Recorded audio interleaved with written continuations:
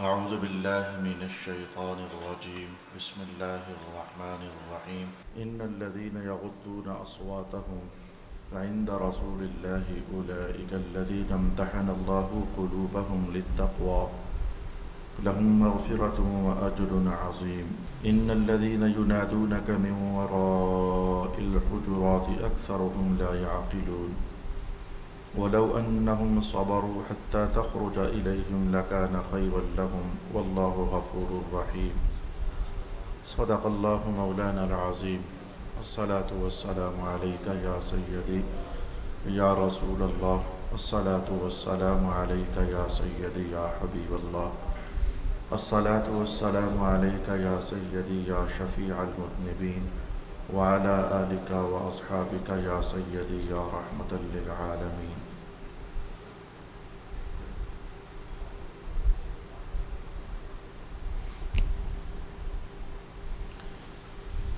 بے شک جو لوگ رسول اللہ کے سامنے اپنی آوازوں کو پست رکھتے ہیں یہی وہ لوگ ہیں جن کے دلوں کو اللہ نے تقویٰ کے لیے پرکھ لیا ہے. انہی لوگوں کے لیے مغفرت ہے اور اجر عظیم ہے. اے رسول مکرم، بے شک جو لوگ آپ کو حجروں کے باہر سے پکارتے ہیں ان میں سے اکثر بے عقل ہیں، اور اگر یہ لوگ صبر کرتے حتیٰ کہ آپ خود باہر آ جاتے تو یہ ان کے حق میں بہت بہتر ہوتا، اور اللہ بہت بخشنے والا بے حد رحم فرمانے والا ہے. صدق اللہ مولانا العظیم.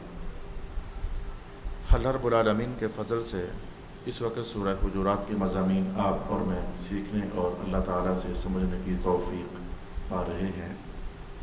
سورہ حجرات کا جو پہلا حصہ ہے اس میں کمال طریقے سے اللہ تعالیٰ نے رسول اکرم صلی اللہ علیہ وآلہ وسلم کے دربار اقدس کے ادب آداب کو بیان کیا ہے. ترتیب کے ساتھ اگر ہم گننا چاہیں تو کچھ ترتیب ہمارے سامنے یہ ہے. سب سے پہلے ارشاد ہوا کہ اللہ اور اس کے رسول سے آگے نہ بڑھا کرو. احکام کے اعتبار سے آگے بڑھ جانا یہ تو میں نے بیان کر دیا، لیکن لگے ہاتھوں میں نے آپ کو یہ بھی عرض کیا تھا کہ چل رہے ہیں آپ سب لوگ رسول اللہ کے ساتھ ایسی صحابہ، تو حضور سے چلنے میں آگے نہ چلو. یہ مضمون میں نے آپ کو بیان کر دی ہو، رسول اللہ سے چلنے میں آگے نہ چلو. اللہ تعالیٰ کی طرف سے یہ خیال اس وقت عطائے واردات میں سے ہے. اللہ تعالیٰ خود رسول اللہ علیہ السلام کی عزت کا کس قدر پاس رکھتا ہے. جب حضور کا حلیہ مبارک اور قد اقدس کو بیان کیا جاتا ہے تو یہ بات باقاعدہ سیرت نگاروں نے لکھی کہ حضور کا مبارک قد بہت لمبا نہیں تھا اور بہت مختصر بھی نہیں تھا، درمیانہ تھا. ادھر سیرت نگاروں نے یہ بھی لکھا کہ سرکار کے صحابہ میں سے کچھ صحابہ ایسے تھے جن کو اللہ نے طول القامتی عطا فرمائی ہوئی تھی، جن میں سے جناب حضرت عمر بن الخطاب ہیں رضی اللہ تعالی عنہ. ان کا جسم مبارک ماشاء اللہ کریم نے طول القامت ان کو بنایا ہوا تھا، لمبا قد. حضور رحمۃ اللہ علیہ معتدل، نہ لمبائی کی طرف اور نہ پست ہونے کی طرف، معتدل. جناب عمر طول القامت. خود صحابہ رضوان اللہ علیہم اجمعین فرماتے ہیں کہ جب مجمع ہوتا اور حضور بھی تشریف لے کر آ رہے ہوتے، ان میں جناب عمر بھی ہوتے، باوجود اس بات کے کہ ان کا قد لمبا تھا، اللہ نے ان کو یہ بڑا قد عطا کیا تھا، لیکن دیکھنے والا جب اس مجمع پر نظر ڈالتا تو ان کو سب سے اونچے جناب عمر نظر نہ آتے، جناب رسول اللہ نظر آتے. یہ حضور کے معجزات میں سے بھی ہے، اس میں کوئی شک نہیں ہے، لیکن اللہ تعالیٰ نے رسول اللہ کو ہر پہلو سے اونچا مقام دیا. یہ کیسی فزیکلی سمجھنا آنے والی کہانی ہے، کیسی کہانی ہے، فزیکلی سمجھنا آنے والی کہانی ہے. کتنے صحابہ ایسے ہیں کہ جناب عمر بیٹھے ہوتے تو وہ ان کے ساتھ آ کر کھڑے ہو جاتے تو کام برابر ہوتا. کتنے صحابہ ایسے ہیں، تو آپ سمجھا جا سکتا ہے کہ ان کا قد مبارک کتنا ہوگا. لیکن جب حضور کے ساتھ چلتے تو رب کائنات نے ان کو پست قد ہی رکھا ہے، ان کا قد نیچا رکھا کہ حضور اونچے ہی نظر آتے. یہ رسول اللہ کے علیہ السلام کی عزت افضائی اللہ کی طرف سے یہ اچانک میرے خیال سے گزری، میں نے آپ کو سنائی. تو آپ نے محسوس کیا کہ حضور سے چلنے میں آگے نہ چلو. اب میں دوسرا جملہ ابھی جو سنا کر ہٹا ہوں وہ یہ کہ تم چاہو تو بھی تو ایسا نہیں ہو سکتا کہ چلنے میں حضور سے اونچے لوگ ہو، یا خدائی اہتمام کے طور پر تم حضور سے اونچے نہیں لگ سکتے. پھر ترتیب میں کیا ہوا کہ اپنی آوازوں کو اونچا نہ رکھو. رسول پاک علیہ السلام سے گفتگو کرتے ہوئے پھر اگلا ادب کیا بیان کیا، جب گفتگو نہ بھی ہو رہی ہو، تم کوئی خبر دے رہے ہو، تب بھی حضور کے سامنے آواز اتنی کو رکھو کہ جس سے بس بات پہنچ جائے، محسوس نہ ہو کہ کچھ زیادہ ہی شور کیا جا رہا ہے۔ پھر اس کے بعد رب کائنات نے یہ ارشاد فرمایا کہ وَلَا تَجْهَرُوا لَهُ بِالْقَوْلِ كَجَهْرِ بَعْضِكُمْ لِبَعْضٍ، آپس میں جیسے ایک دوسرے سے بات چیت کرتے ہو، ایک دوسرے کو بلا لیتے ہو، تو رسول پاک علیہ السلام کو بلانے میں، آپ کی توجہ سمیٹنے میں وہ لہجہ نہیں ہونا چاہیے، وہ الفاظ نہیں ہونے چاہیے۔ اس وقت میں نے 18واں سپارہ کھولا ہوا ہے، سورہ نور کے آخری کلمات، لا تجعلوا دعاء الرسول بینکم کدعاء بعضکم بعضا، کہ آپس میں جو ایک دوسرے کو بلانا ہوتا ہے۔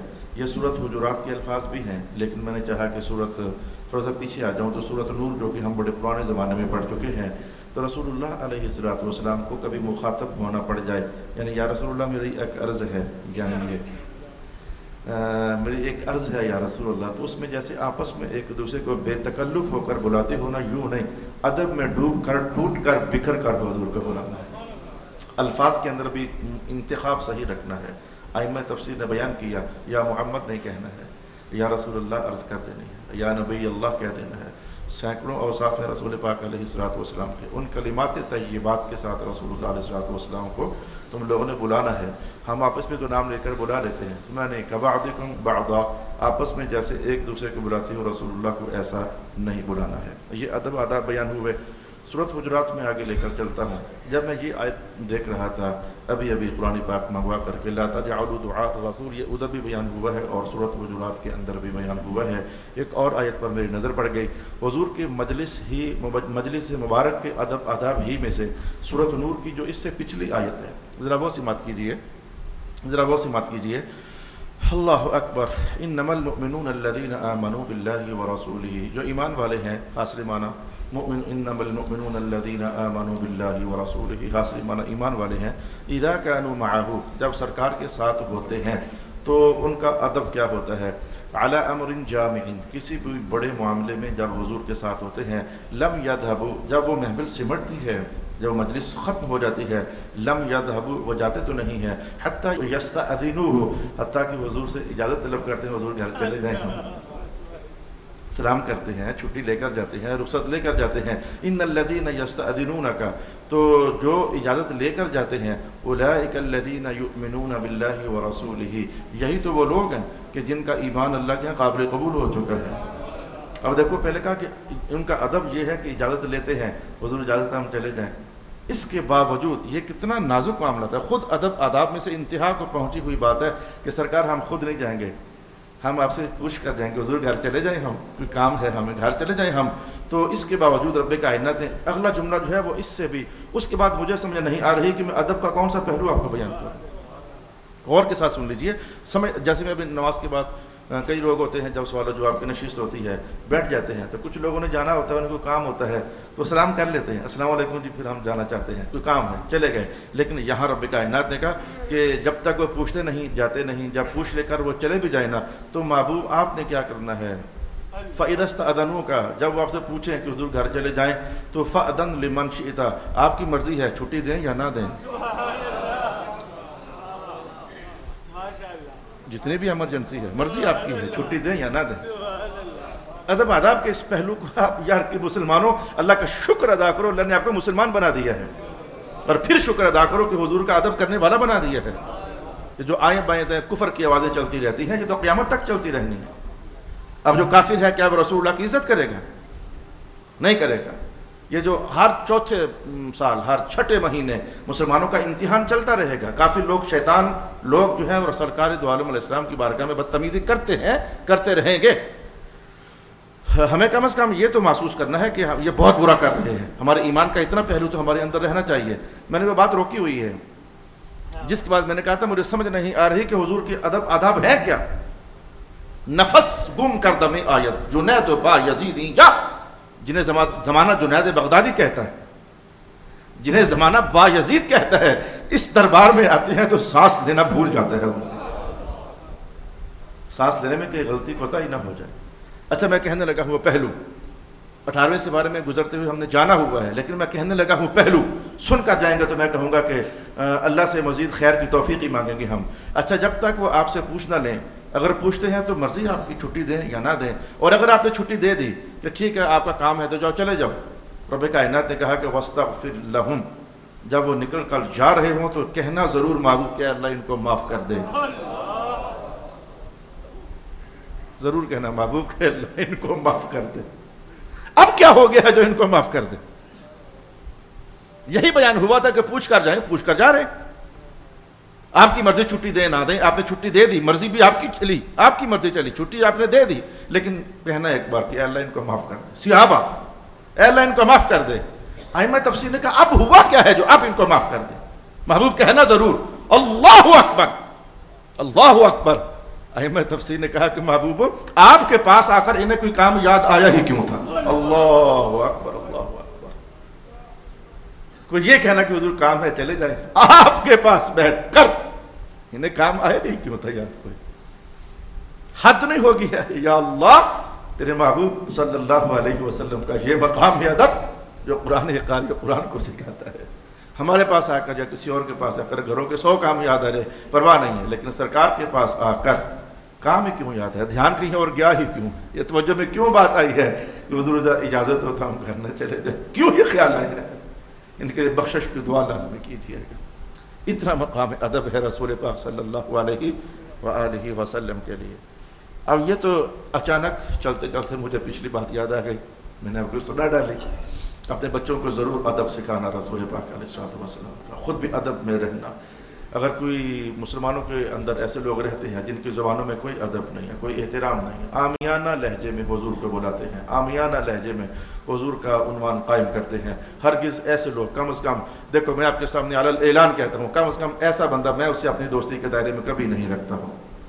مجھے معلوم ہو رہا ہے کہ اس بندے کے لہجے میں تلخی ہے، بھلے اس کے دل میں شرارت نہ بھی ہو، محسوس ہو رہا ہے کہ اس بندے کے دل میں اس لہجے میں سختی ہے، میں اس بندے کو فوراً اپنے دماغ سے نکال دیتا ہوں۔ اس بندے کا میرے ساتھ کیا تعلق ہے جو رسول اللہ صلی اللہ علیہ وآلہ وسلم کے ساتھ اس کا لہجہ اتنا تلخ ہے، الفاظ کا انتخاب ہی صحیح نہیں ہو رہا ہے، تراکیب کا چناؤ بھی کوئی مناسب نہیں کر رہا ہے، اس بندے کا میرے ساتھ کوئی تعلق نہیں۔ اس لیے گجر خان کے اندر آپ کئی لوگوں کو مجھ سے شکوہ ہے، حضرت اپنے من کے موجی ہیں، جدھر دل آتا ہے تو رابطہ رکھتے ہیں، جدھر دل نہیں آتا تو رابطہ نہیں رکھتے ہیں۔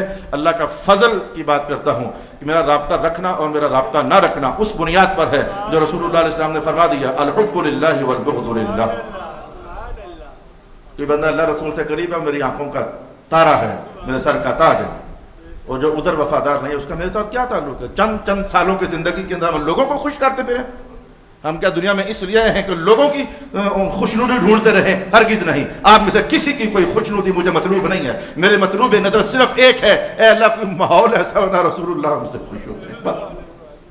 جس کی وفائیں ادھر زیادہ ہیں وہ اتنا ہی اپنے نظم و ضبط کے اندر، ہر انسان کچھ تو شعور رکھتا ہے، وہ زندگی کا نظم و ضبط بناتا ہے اور میرے دل سے اتنا ہی قریب ہے، اور جس کی وفائیں ادھر کمزور ہیں اس کا میرے ساتھ کیا لین دین، کیا تعلق ہے اس کا؟ ہم مذہب کی بنیاد پر تعلق بڑھاتے ہیں، مذہب کی بنیاد پر تعلق کم کرتے ہیں۔ بنیاد رسول اللہ نے یہی دی ہے، الحب للہ والبغض للہ۔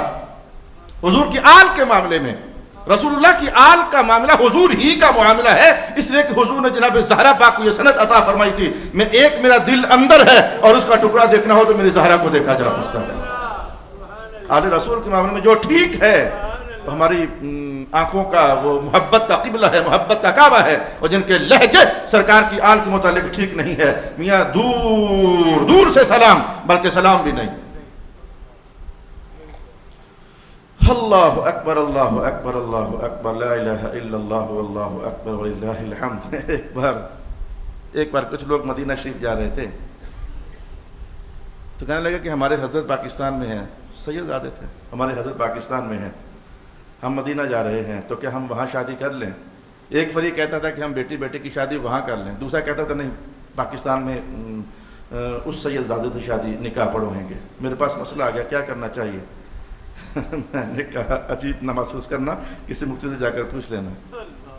میں نے کہا مدینہ شریف میں نکاح نہ پڑھواؤ، سید زادے سے پڑھوا لو، پاکستان میں پڑھوا لو۔ کہنے لگے یہ آپ نے کیا کہا؟ مدینہ شریف۔ میں کہا مدینہ حضور کے جسم کا حصہ نہیں ہے، مدینہ حضور کے جسم کا حصہ نہیں ہے، متبرک ہے، رحمت معاب ہے، نور معاب ہے، لیکن حضور کے جگر کا ٹکڑا نہیں ہے، جگر کے ٹکڑے کا حصہ نہیں ہے۔ اور آل رسول ہیں جہاں جہاں بھی ہیں، ان کے رگوں میں جو خون چل رہا ہے یہ خون سرکار کے وجود اطہر سے اندر کی نسبت رکھنے والا ہے۔ صلی اللہ علیہ حبیبہ محمد وآلہ وسلم۔ یہ کوئی تفریقہ بازی نہیں ہے، یہ کوئی لڑائی نہیں ہے، یہ کوئی جھگڑا نہیں ہے، یہ خالص ایمان سازی ہے، یہ خالص ایمان سازی ہے۔ اپنے تعلق کس بنیاد پر کس کے ساتھ رکھنے ہیں اور کس کے ساتھ نہیں رکھنے ہیں۔ اور جب کہ قرآن پاک آپ کے سامنے ہے، حدیث پر حدیث بول رہا ہوں، آیت پر آیت سنا رہا ہوں، اب بھی کسی کو شک ہے کہ سرکار کا گھرانہ، آپ کیا نعت پڑھ رہے تھے ابھی کہ حضور کے گھرانے جیسا کوئی ہے ہی نہیں ہے۔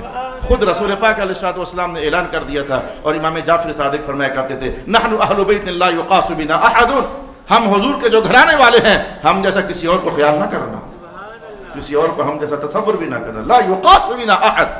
امام جلال الدین سیوطی نے یہ روایت کے الفاظ نقل فرمائے۔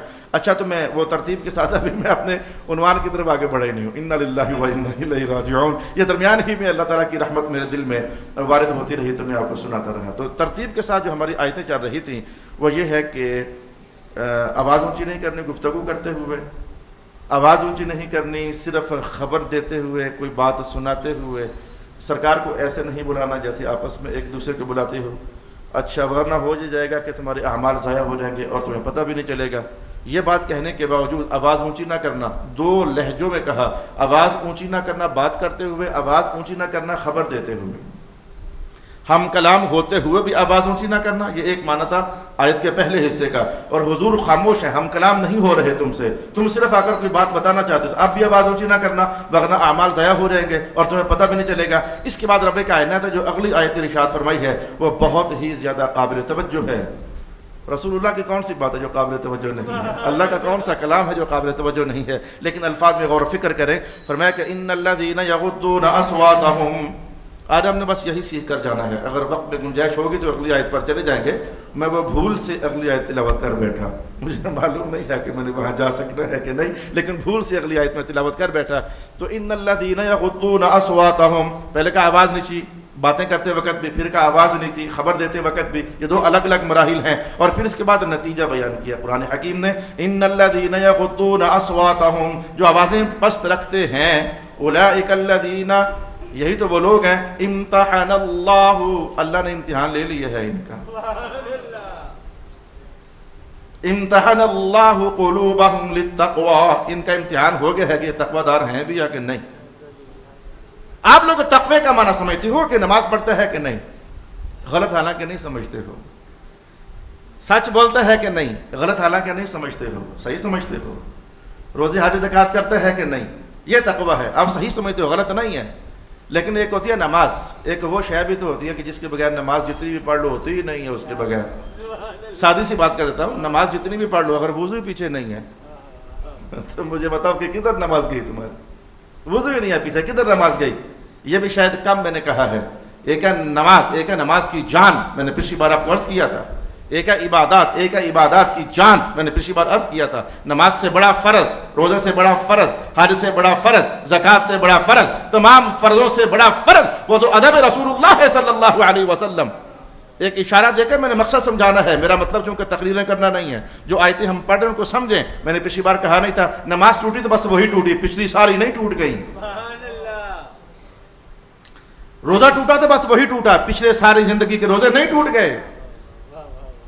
نماز ٹوٹی تو نماز ہی ٹوٹی، ساتھ روزے نہیں ٹوٹے۔ نماز ٹوٹنے سے روزے نہیں ٹوٹے، نماز ٹوٹنے سے حج نہیں ٹوٹا۔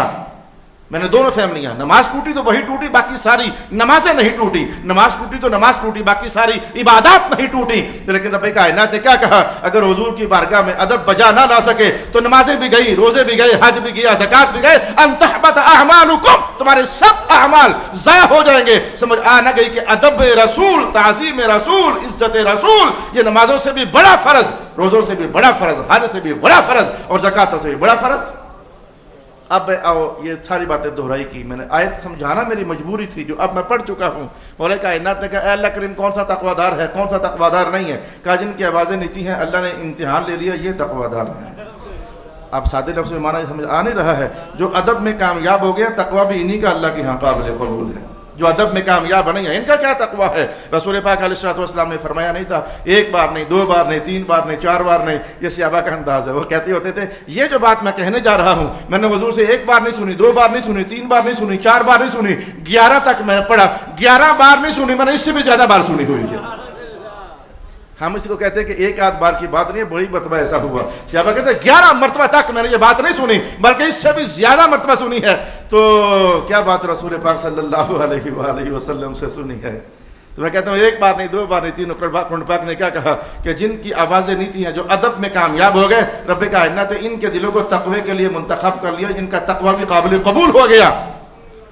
اور جو ادب میں کامیاب نہ رہ سکے، ہاں تو میں وہ حدیث کہنے لگا تھا جو اچانک بھول گئی، پھر رب کائنات نے مجھے یاد کروا دی. صحابہ کہتے ہیں ہم نے حضور سے 1 بار نہیں سنا، 2 بار نہیں سنا، 3 بار نہیں سنا، 4 بار نہیں سنا، 7 بار نہیں سنا، 10 بار نہیں سنا، ہم نے بے بہا مرتبہ سنا ہے رسول پاک علیہ الصلوۃ والسلام کے سے کہ آپ نے فرمایا تھا کہ کچھ لوگ ایسے پیدا ہونے والے ہیں جب وہ نماز پڑھیں گے تو تمہیں اپنی نمازیں حقیر لگے گی. ہماری بھی کیا نمازیں ہیں، نمازیں تو ان کی ہیں.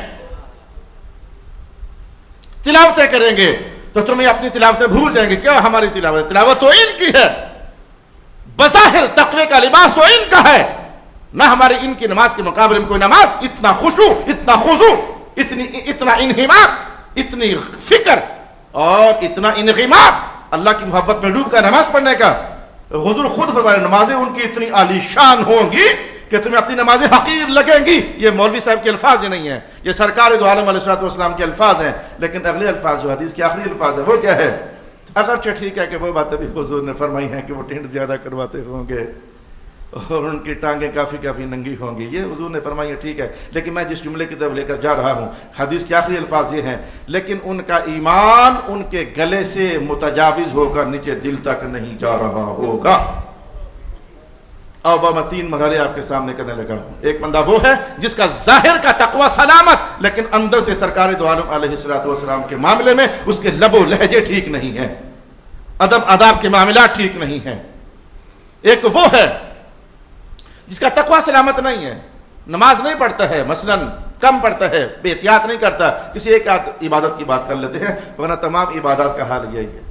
لیکن عشق رسالت میں آپ میں گنتھا ہوا ہے، اگرچہ عشق میں کامل نہیں ہے. مجھے پتا عشق میں کامل تو وہی ہوتا ہے جو حضور کی ہر ادا کو اپنی زندگی کا حصہ بناتا ہے. لیکن ٹھیک ہے کہ وہ بے نماز بھی ہے، روزہ بھی نہیں رکھتا ہے، حج بھی نہیں کرتا ہے، زکاتیں بھی نہیں دیتا، ڈنڈی مارتا ہے، گناہگار ہے، گناہ کبیرہ پر کبیرہ کرتا چلا جا رہا ہے. لیکن حضور کی عزت کی بات آ رہی ہے تو اپنے وہ سامنے سینہ سپر تلوار بن جاتا ہے. خبردار محمد مصطفیٰ کی ذات کی اقدس میں کوئی گستاخی کرنا چاہیے تو یہ حضور کا غلام اپنی جان کا نذرانہ دے دے گا. خبردار. اچھا جی، اس کا حال یہ ہے. اور ایک تیسرا ہے جو عملی طور پر بھی عشق رسالت میں گندہ ہوا ہے، خمیر اس کا، اور عقیدت اور عقیدے اور محبت بھی خمیر گندہ ہوا ہے. یہ 3 درجے میں نے آپ کے سامنے رکھے. یاد رکھنا جو یہ بندہ ہے نا جو دن میں 1000 فجریں پڑھتا ہے، 1000 ظہریں پڑھتا ہے، 1000 عصریں پڑھتا ہے، لیکن اس کا لب و لہجہ حضور کی ذات کے حوالے سے ٹھیک نہیں ہے. قرآن خود کہتا ہے ان تحبط اعمالکم، یہ تو ضائع ہے بیچارہ، کچھ بھی اس کے پاس نہیں ہے، ایسے ہی سمجھ رہا ہے کہ میں بھر رہا ہوں. کبھی چھلنیوں کے اندر بھی پانی بھرا گیا ہے، بے وقوف ہے بیچارہ. کبھی چھلنیوں کے اندر بھی پانی بھرا گیا ہے. ٹیوبل بھی اگر تم چھلنی میں ڈالنا شروع کر دو گے شام تک کئی سالوں تک بیٹھے رہو گے، وہ چھلنی بھرنے والی نہیں ہے. جب ادب عزت احترام حضور کا نہیں ہے، تمہاری لاکھوں نمازیں وہ استحبات ضائع ہو رہی ہیں، چھلنی سے پانی کی طرح گر رہی ہیں، وہ جمع ہو ہی نہیں رہی ہے. اس بندے کا حال یہ ہے وانتم لا تشعرون، اس کو پتہ بھی نہیں چل رہا. ایسا بیوقوف آدمی ہے، گیا دوزخ میں. ایک مقام یہ ہو گیا ظاہر تقوی ہے، لب و لہجہ ٹھیک نہیں ہے حضور کے معاملے میں. ایک بندہ وہ ہے جس کا ظاہر خراب ہے، شرابی ہے، نشئی ہے. علم الاصول کی تمام کتابوں میں جا کر دیکھ لو، جو بندیوں سے بھی پوچھ لو، وہابیوں سے بھی پوچھ لو، اہل حدیثوں سے بھی پوچھ لو، گناہ کبیرہ کا مرتکب لیکن حضور کے ساتھ اس کا ایمان کا تعلق ٹھیک ہے، اس کی بخشش ہے کہ نہیں؟ کہتے ہیں آخر کار ہے، آخر کار ہے. یہ آخر کار ہے کہ مانا سزا بھگت کر آخر کار جنت ہے. اگرچہ اس آخر کار سے پہلے بھی ہے اگر حضور کی شفاعت کے دائرے میں آ گیا تو. اچھا پہلا جو ہے وہ سب کہتے ہیں، کوئی قرآن کا انکار کیسے کر سکتا ہے؟ حضور کی ذات کے حوالے سے لب و لہجہ ٹھیک نہیں ہے، تقویٰ کا رش ڈلا ہوا ہے. سب کہتے ہیں، سب نہ بھی کہیں تو نہ کہیں، نہیں مانتے تو نہ مانے. قرآن کہہ نہیں رہا ہے ان تحبط اعمالکم، ضائع کر بیٹھے ہیں سارا. بظاہر تقویٰ سلامت، اندر کی ایمان کی وابستگی ڈیمیج، برباد، دوزخ اور ہمیشہ کی دوزخ. بظاہر تقویٰ خراب لیکن ایمان کی سلامتی، ادب کی سلامتی، احترام کی سلامتی. سب مذاہب کہتے ہیں آخر کار بخشش ہے، یا حضور کی شفاعت میں آ گیا تو بھی اول کار بخشش ہے، یا آخر کار بخشش ہے، یا اول کار بخشش ہے. 2 بندے ہو گئے، اور تیسرا بندہ وہ ہے کہ جس کا بظاہر تقوی بھی سلامت اور اندر سے ایمان اور عقیدت بھی سلامت. ایمان سلامت ہر کوئی منگدا، عشق سلامت کوئی. یہ ادب اور احترام کا انداز بھی اس کا سلامت. اس کو میں کیا کہوں، یہ مسلمان ہے، الفاظ کم ہے. کیا یہ جنتی ہے؟ یہ بھی الفاظ کم ہے. یا اللہ میں کیا کہوں؟ کہا وہی کہہ دے لہم مغفرۃ، ان کے لیے مغفرت تو ہے ہی ہے، مغفرت تو ہے ہی ہے. یہ مغفرت کیا ہوتی ہے؟ جنت مل گئی، اور کیا ہوتی ہے مغفرت؟ مغفرت تو ہے ہی ہے. قرآن نے کچھ اور کہا، عقل سمجھ نہیں رہی وہ کیا ہے. جب کہہ دیا کہ جا جنت تیری، اب میں کیا کہوں، اس کے بعد کیا بچا ہے، کس کو دیا جائے. لیکن رب کائنات نے ایک بار کہا امتحن اللہ قلوبہم للتقوی، اللہ نے ان کے دل کا امتحان لے لیا، تقوی میں ادب میں کامیاب رہے. تقوی ظاہر بھی سلامت، اندر سے بھی سلامت. اولئک لہم مغفرہ، ان کے لیے بخشش تو ہے، جنت تو ہے، دوزخ سے آزادی تو ہے. مولا بس کر دے. کہا نہیں، یہ ادھر بھی اونچے ادھر بھی اونچے. مولا کرنا کیا ہے؟ وَأَجْرٌ عَظِيمٌ، اللہ ان کو اور بھی اجر دے گا. مولا اب ہی بس کر دے. کہا نہیں، عظیم، یعنی پتہ نہیں اللہ انہیں کیا دے گا، مجھے نہیں سمجھ آ رہی. جنت کے بعد اور کیا ہے جس کو اجر کہا، اور اجر کے بعد پھر یہ ساتھ کہنا اجر بھی نہیں، عظیم. اللہ اللہ اللہ اللہ اللہ اللہ اللہ اللہ اکبر، اللہ اکبر، اللہ اکبر. جتنا میں نے عرض کرنا تھا اتنا میں عرض کر پایا، لیکن ابھی کچھ باقی ہے. اب تھوڑا سا ٹھنڈے لہجے میں بات کر لیتے ہیں. صرف آواز اونچی کرنے والی بے ادبی پر قرآن بول رہا ہے کہ سب اعمال ضائع. تو جو لفظ بھی حضور کے خلاف اور حضور کی آل کے خلاف سخت رکھتے ہوں گے، دوسرے لفظوں میں جن کے لفظوں کا تناؤ شدت ہی کم نہیں ہوتی حضور کے خلاف اور آل محمد کے خلاف، جو جگر کا ٹکڑا ہے رسول اللہ علیہ وسلم کا، جن کے الفاظ کا تناؤ ہی ختم نہیں ہوتا، شدت ہی ختم نہیں ہوتی، وہ کس کھاتے میں جاتے ہوں گے خود سمجھیں. مجھے نہیں معلوم وہ کس کھاتے میں جاتے ہیں. صرف آواز اونچا کرنے پر معاملہ کہاں تک جا پہنچتا ہے، اور جن کے لب و لہجے الفاظ کی تلخیاں رسول اللہ اور حضور کے خاندان کے معاملے میں سنبھل نہیں رہی ہیں، وہ کہاں جاتے ہوں گے. میں خاموش ہو گیا ہوں، آپ خود سمجھے کہ وہ کہاں جاتے ہوں گے. دوسری بات ہوئی. اور تیسری بات یہ ہے کہ انہی باتوں کو میں جیسے تھوڑی دیر پہلے میں نے کہا تھا، یہ جو جس نے آواز اونچی کی تھی، یہ اس نے سرکار دو عالم کے جسم پاک کے جو باہر ماحول تھا نا، اس ماحول کے اندر ارتعاش پیدا کیا ہے، اس ماحول کے اندر ارتعاش پیدا کیا ہے. اور جس نے رسول اللہ اور خون رسول کی توہین کی ہے، اس نے حضور کے وجود کے اندر کے ماحول میں ارتعاش پیدا کیا ہے. اور باہر کے ماحول میں ارتعاش بندے کو یہاں تک لے کر جاتا ہے، تو اندر کے ماحول کا ارتعاش بندے کو کہاں لے کر جاتا ہوگا. اعوذ باللہ من الشیطان الرجیم، اعوذ باللہ من الشیطان الرجیم. بچوں کو چیک کیا کرو کہاں بیٹھتے ہیں، کہاں آتے ہیں، کہاں جاتے ہیں. یہ کوئی بات نہیں، 2 رکعتیں پڑھنی ہوتی نا، اتنے پولے نہ بنو، اتنے سادے نہ بنو. 2 رکعتیں پڑھنی ہوتی نا، جہاں مرضی پڑھ لیں. یہ کوئی کہانی نہیں ہے. صرف 2 رکعتیں نہیں پڑھنی ہوتی، 2 چھڑ کے لکھ رکعتیں بھی پڑھ لو. اگر اندر کا معاملہ خراب کر بیٹھے ہو تو 2 رکعتیں پڑھنی ہے. جملہ کہاں گیا تمہارا؟ سوچنا پڑے گا. پڑھنی 2 رکعتیں ہیں، پر کسی حضور کے خادم کے پیچھے پڑھنی ہے، کسی حضور کے نوکر کے پیچھے پڑھنی ہے. ہمیں تو یہ بھی شرم آتی ہے کہ ہم یہ کہیں کہ ہم عاشق رسول ہیں. یہ بہت اونچا مرتبہ ہے. ڈاکٹر اقبال جیسا بندہ یہ کہہ گیا، چو بگویم مسلمانم بلرزم کے دانم مشکلات لا الہ. جب میں کہتا ہوں نا کہ مسلمان ہوں، شرم سی آ جاتی ہے، لرز جاتا ہوں، ڈر جاتا ہوں. ایسا ہوتا ہے مسلمان، ایسا ہوتا ہے مسلمان. کیونکہ میں جاتا ہوں لا الہ الا اللہ کہنا آسان ہے، لیکن اس کی محبت کے تقاضے نبھانا مشکل ہے. میں کبھی ڈر لگتا ہے کہوں کہ میں عاشق رسول ہوں. ہاں ان کے پیچھے پیچھے ضرور ہوں، اتنا کو کہنا گزارا چل جاتا ہے. یہ دعویٰ بہت بڑا دعویٰ کیا. عشق رسول کے تقاضوں میں کتنے عشق رسول کے دعوے کرنے والے ہیں، لیکن ان کے جب معاملات دیکھتے ہیں تو شرم آ جاتی ہے. عاشق رسول ایسا ہوتا ہے. تو 2 رکعتیں نہیں پڑھنی ہوتی، کسی ادب والے کے پیچھے پڑھنی ہوتی، کسی خادم کے پیچھے پڑھنی ہوتی، جو ان خاک راہوں کو بھی سلام کرنے والا ہو کہ جن خاک راہ سے کبھی رسول اللہ گزر کر گئے تھے، کبھی رسول اللہ صلی اللہ علیہ وسلم گزر کر گئے تھے.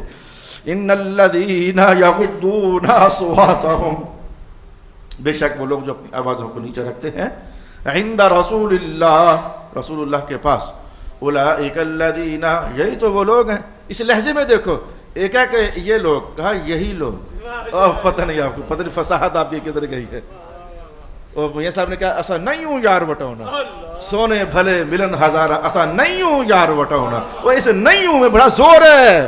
اگر پنجابی آتی ہیں تو پٹھاریو ایک ہے کہ یوں کلام کیا جائے، ایسی یار نہیں وٹونا، یہ گالی ہو رہا ہے، ایسا نہیں ہوں یار وٹونا۔ اس لہجے میں جن کی پٹواری زبان ہے وہ سمجھیں، ایسا نہیں ہوں یار وٹونا۔ رب کائنات نے کہا یہ لوگ کامیاب ہیں، کہا نہیں، کہا یہی تو کامیاب ہیں،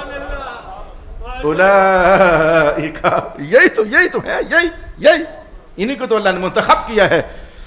امتحن اللہ قلوبہم للتقوی لہم مغفرۃ، ان کے لیے تو مغفرت ہے، واجر، اور اجر ہے عظیم، اور اجر بھی چھوٹا موٹا نہیں، او عظیم۔